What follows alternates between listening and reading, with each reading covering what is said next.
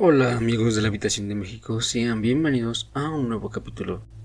En esta ocasión les quiero contar una leyenda muy famosa que ocurrió en Italia, y más precisamente en Pinerolo, Italia, en la década de los 70, pero del siglo XVII.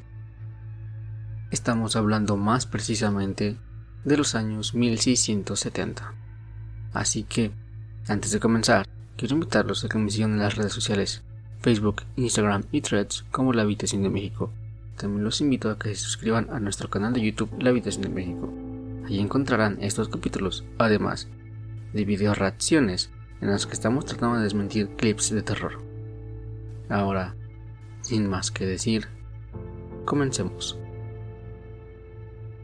La leyenda nace en los años 1670 en Pignerol, Italia, hoy conocido como Pinerolo. Y lo que nos dice es que las personas pudieron ver pasear por las torres rampantes de la prisión a un hombre cubierto con una máscara de terciopelo negro. Los guardias decían que se le trataba con exquisita cortesía y que incluso cenaba con el comandante de la fortaleza. Un día, el misterioso prisionero arrojó una tablilla escrita desde lo alto de la muralla. Un aldeano la recogió, pero rápidamente fue detenido por los soldados. Le costó varias semanas encerrado en una oscura y fría celda convencerlos de que él no sabía ni leer ni escribir, y que tampoco formaba parte de ninguna conspiración para liberar al prisionero. Los primeros registros que se tienen de este famoso prisionero enmascarado son de finales de julio de 1669, cuando un ministro de Luis XIV, el marqués de Louvois, envió una carta a Benigues d'Auvergne de Saint-Mars, gobernador de la prisión de Pignerol, que en ese momento formaba parte de Francia, informándole de que iba a llegar el próximo mes un prisionero llamado Eustache Dogger. En la carta le daba una serie de instrucciones, como que debía preparar una celda con varias puertas que se cerraran una sobre otra, y así evitar que nadie desde el exterior pudiera escuchar accidentalmente cualquier cosa. Además, Saint-Mars debía ver a Dugger una vez al día para proporcionarle comida y cualquier otra cosa que necesitara. Además, debía decir a Dugger que si hablaba de cualquier otra cosa que no fuera sobre sus necesidades inmediatas, sería ajusticiado.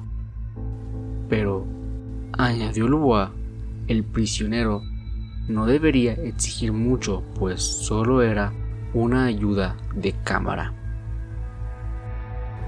El 30 de abril de 1687 fue trasladado a la prisión de Sainte-Marguerite, una isla enfrente de Cannes.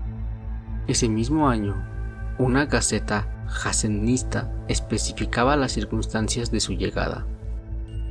Magazine Mark transportó por orden del rey un prisionero del estado desde Pignerol a las islas de Sainte-Marguerite. Nadie sabe quién es, está prohibido decir su nombre, y hay una orden de matarlo si él lo pronuncia. Y el prisionero llegó con un palaquín con una máscara de acero en su rostro. Este asunto comenzó a ser conocido con la llegada de un prisionero a la Bastilla el 18 de septiembre de 1698. Según el teniente del rey Etienne de Junca, responsable de la famosa prisión, se trataba del mismo prisionero enmascarado de Sainte-Marguerite. Pronto se empezó a hablar de este extraño personaje del que todo el mundo desconocía todo. Durante mucho tiempo fue tema de conversación en la corte, pero nadie pudo averiguar ni un ápice. El hombre de la máscara murió el 19 de noviembre de 1703, tras 34 años de encarcelamiento. Aparentemente, siempre bajo custodia del mismo carcelero, Benigues d'Auvergne de Saint-Mars.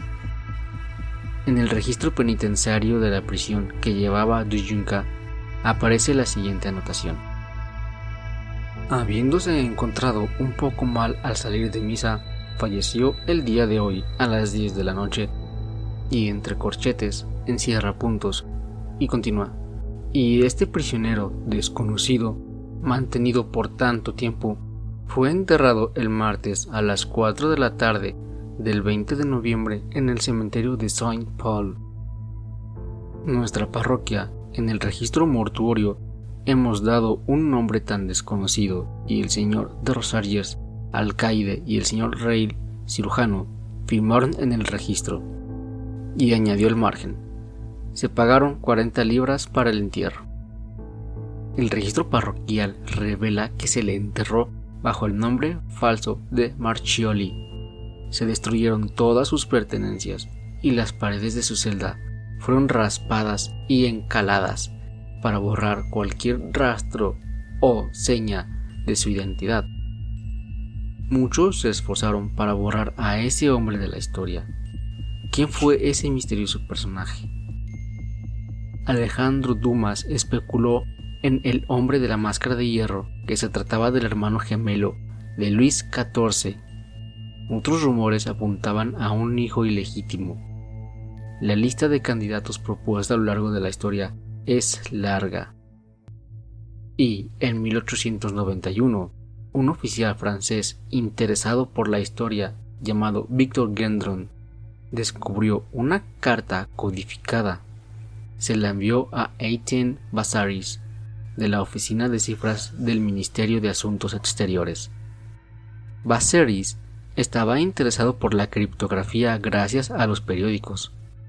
Por entonces era bastante común que las personas casadas se pusieran en contacto con sus amantes a través de anuncios en los periódicos utilizando códigos secretos.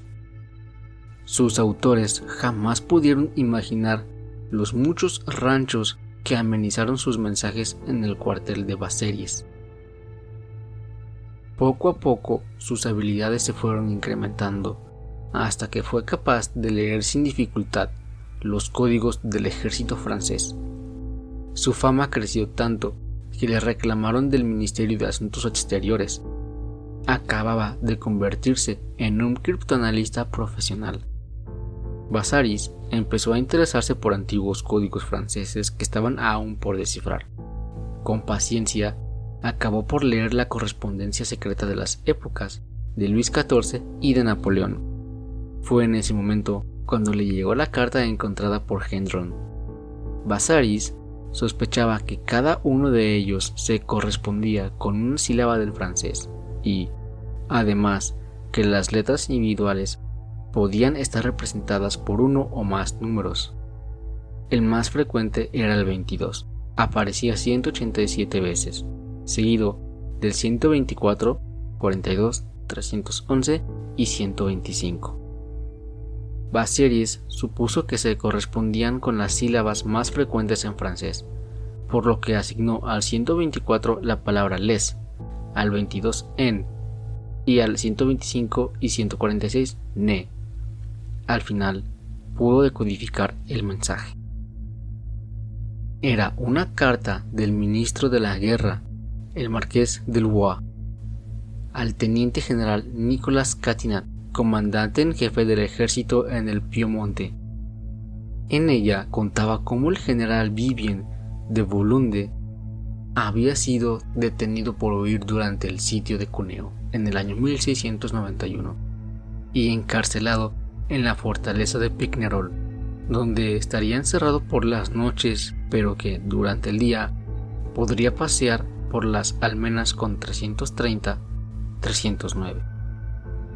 Estos eran dos números que no aparecían en ninguna otra parte del texto, y era imposible de discernir su significado por el contexto. Bassaris conocía la historia del hombre de la máscara y supuso que 330 significaba mask y 309 era un signo de cerramiento. Así, Bassaris anunció que el hombre de la máscara fue el general Boulogne. Ahora bien, resulta extraño que la palabra máscara, que no suele formar parte del lenguaje militar, fuera encriptada, únicamente con un número. Algo que solo sucede con las palabras más usuales. El resto se componían como cadenas de números que representaban letras. Además, Boulogne sobrevivió 5 años a la muerte del hombre de la máscara. En 2015 se descubrirían los inventarios de bienes y papeles del carcelero Saint-Mars, un inventario de 64 páginas que fue elaborado en la Bastilla en el año 1708. El otro de 68 páginas en la ciudadela de Sainte-Marguerite en 1691. Estos documentos se habían estado buscando en vano durante más de un siglo y se pensaba que se habían perdido. Fueron descubiertos entre los 100 millones de documentos del Minuterie Central des Notaires de París, uno de los departamentos del Archivo Nacional francés que guarda las actas de los notarios que ejercieron en París entre finales del siglo XV y principios del siglo XX. Estos documentos confirman la avaricia de Saint-Mars, que desviaba los fondos que enviaba el rey para mantener al prisionero. También describen una celda ocupada por el prisionero enmascarado donde tenía tan solo una estera para dormir. A pesar de todos los esfuerzos por identificarlo, seguimos sin saber quién fue encerrado y borrado de la historia por orden expresa de Luis XIV. Bueno amigos, hasta aquí esta leyenda, esta historia que fue real. Espero que les haya gustado.